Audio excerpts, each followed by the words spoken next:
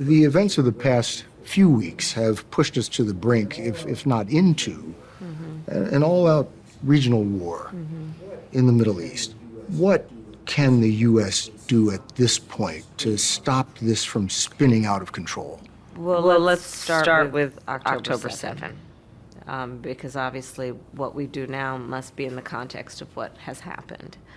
And as I reflect on a year ago, and that 1,200 people were massacred, young people at a festival, at a music festival. 250 hostages were taken, including Americans. Women were brutally raped. And as I said then, I maintain Israel has a right to defend itself. We would, and how it does so matters. And as we fast forward into what we have seen in the ensuing weeks and months, far too many innocent Palestinians have been killed. And we know that, and I think most agree, this war has to end. And that has to be our number one imperative. And that has been our number one imperative. How can we get this war to end? Well, critical elements of that are we have got to get a hostage deal and a ceasefire deal done. We have to get aid in. We have to lay the path toward a two-state solution.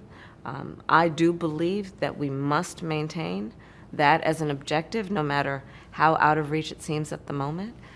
And the work that we have to do is also pay attention to what is happening every day in the region and put U.S. resources into everything we can do diplomatically and otherwise to de-escalate what is happening in the region. We supply Israel with billions of dollars in military aid. And yet Prime Minister Netanyahu seems to be charting his own course. The Biden-Harris administration has pressed him to agree to a ceasefire. He's resisted. You urged him not to go into Lebanon. He went in anyway.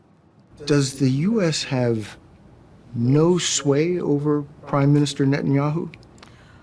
Well, let's start with this. On this subject, the aid that we have given Israel allowed Israel to defend itself against 200 ballistic missiles that were just meant to attack the Israelis and the people of Israel. And I think that is the most recent example of why what we do to assist in their defense around military aid is important.